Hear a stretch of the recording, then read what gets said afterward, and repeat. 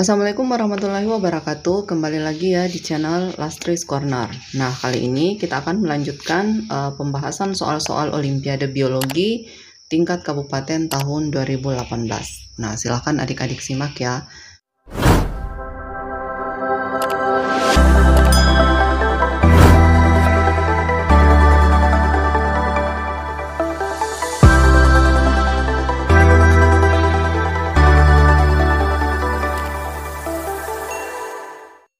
Di video kali ini kita akan membahas soal nomor 19 dan 20.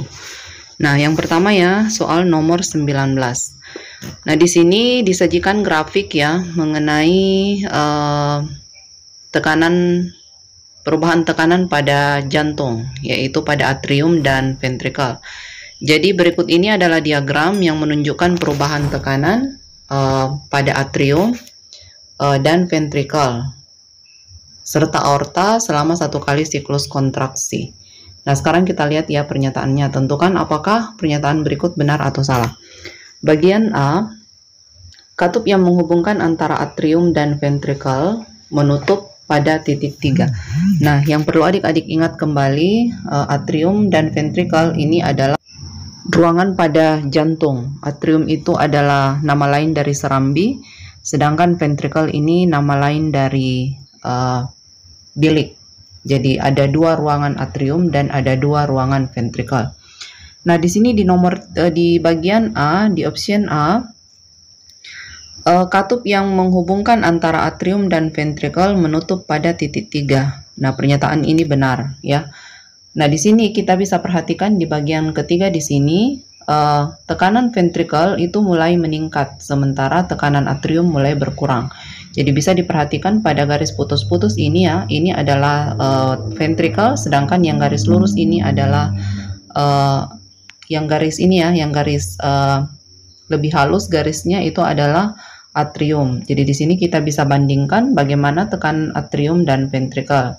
Jadi ventricle itu dia langsung meningkat seperti ini, sedangkan atrium itu dia menurun. Jadi dia mulai berkurang. Nah, di sini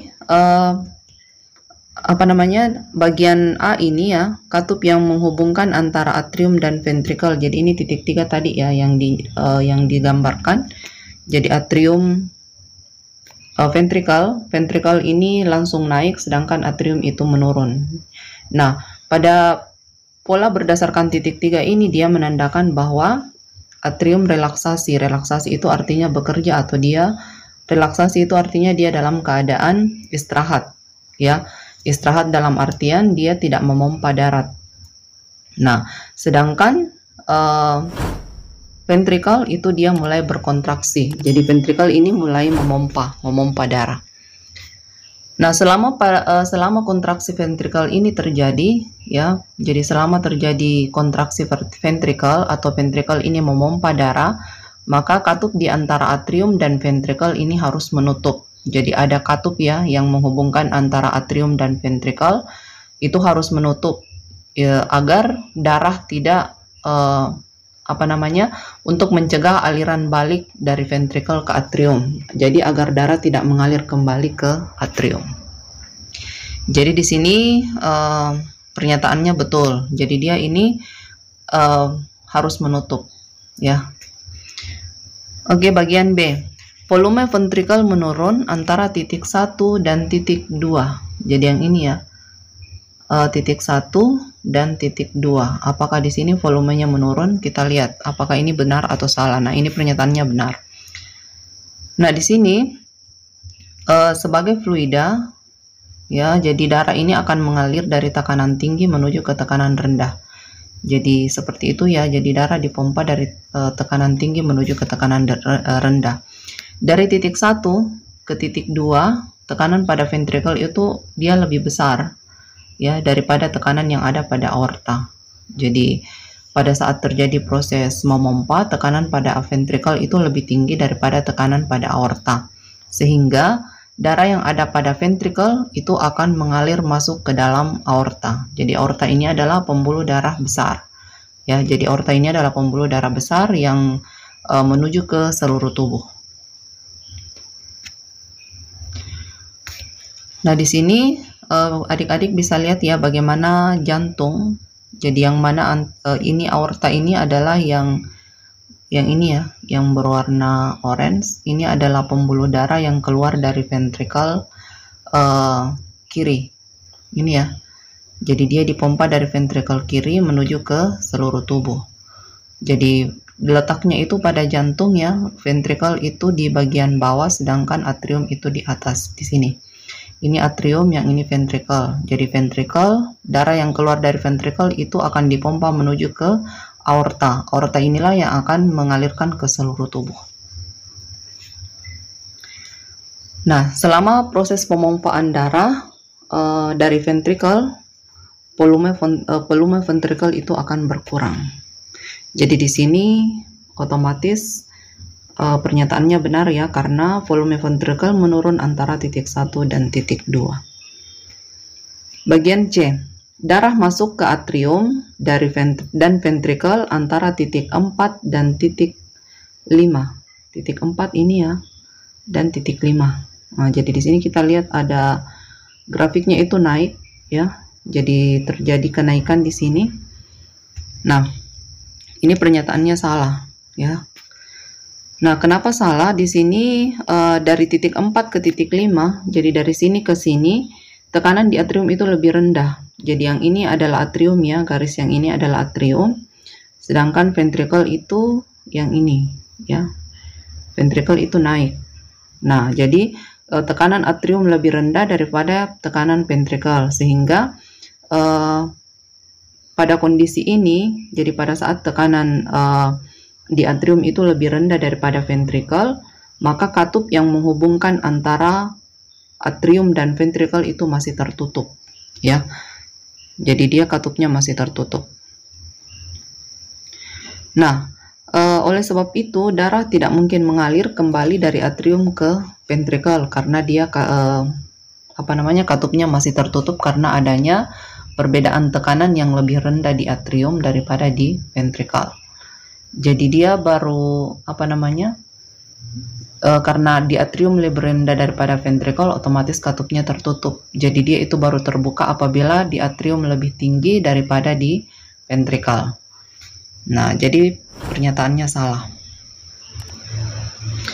Bagian D, pada titik 5, yang ini ya, pada titik 5, katup antara atrium dan ventrikel terbuka akibat adanya kontraksi di atrium. Jadi kita bisa perhatikan di sini di titik 5 ini, di sini bertemu ya antara garisnya ventrikel yang ini, ya, dan garis dari atrium. Artinya apa? Di sini tekanannya sama. Jadi tekanan antara atrium dan ventrikel itu sama di titik 5. Nah, ini pernyataannya salah.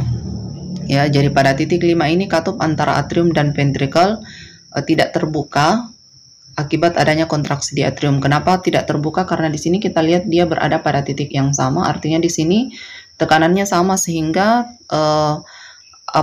katup tidak terbuka. Jadi katup jantung ini baru terbuka karena adanya perbedaan tekanan antara atrium dan ventrikel. Jadi misalnya di atrium itu tekanannya lebih besar, maka katup akan terbuka karena atrium akan memompa darah menuju ke ventrikel. Tapi karena di kasus ini ya, di bagian 4 ini, di titik 5 ini terjadi tekanan yang sama antara atrium dan ventrikel, maka di sini katup tidak terbuka. Nah, jadi di sini ya, tekanan ventrikel itu sama dengan tekanan atrium. Oke? Jadi pernyataannya salah. Nah, nomor 20. Gambar di bawah menunjukkan kadar antibodi dari seorang anak yang diimunisasi. Nah, ini tentang sistem imun. Jadi di sini ada, di grafik ini digambarkan ya, tentang vaksin yang dipergunakan menggunakan dua antigen yang berbeda, yaitu antigen X dan antigen Y.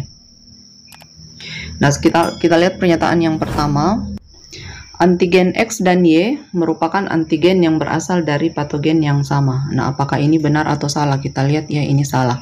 Kenapa salah? Di sini di soal sudah dikatakan bahwa vaksin yang dipergunakan itu mengandung dua antigen yang berbeda. Kalau misalnya antigennya berbeda, ya, otomatis patogennya juga berbeda. Ya, jadi tidak mungkin patogennya sama, makanya di sini pernyataannya salah.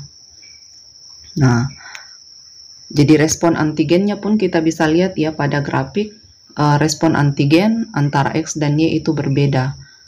Di sini di bagian X itu begitu dia diberikan vaksin X, maka dia langsung naik, grafiknya langsung naik ini ya, antibodinya langsung aktif. Sedangkan di Y itu dia butuh beberapa hari baru kemudian bisa aktif. Nah, respon terhadap X ini langsung naik. Nah, ini ya, ketika dia disuntikan, sedangkan respon Y baru muncul ketika beberapa hari setelah pemberian vaksin. Jadi ini sekitar 5 hari baru kemudian muncul. Nah, respon terhadap X juga ya kelihatan di sini lebih kuat ya, di sini ya, dia lebih kuat daripada Y. Karena di sini dia grafiknya lebih tinggi. Artinya dia ini berasal dari patogen yang berbeda, jadi pernyataannya salah. Bagian B, antigen X lebih mudah dikenali oleh makrofag daripada antigen Y. Ini salah ya. Kenapa salah? Pada grafik itu tidak ditampilkan sama sekali ya mengenai makrofag. Jadi yang ada di grafik ini hanya bagaimana kemampuan antibodi saja mengenali antigen. Sama sekali tidak ada tentang makrofag. Jadi kita berkesimpulan bahwa ini pernyataannya salah. Bagian C, anak tersebut sudah pernah terinfeksi oleh patogen yang memiliki antigen X. Nah, ini pernyataannya betul. Nah, kenapa? Karena di sini di grafik itu bisa kita lihat bagaimana kadar antibodi anti-X ya, kadar antibodi anti-X itu meningkat secara tajam di awal imunisasi. Ya, dan di sini kita bisa lihat juga kadar antibodinya itu dia relatif lebih tinggi. Nah, berarti ini mengindikasikan bahwa anak yang diimunisasi ini dia sedang menghasilkan respon imun sekunder terhadap antigen X.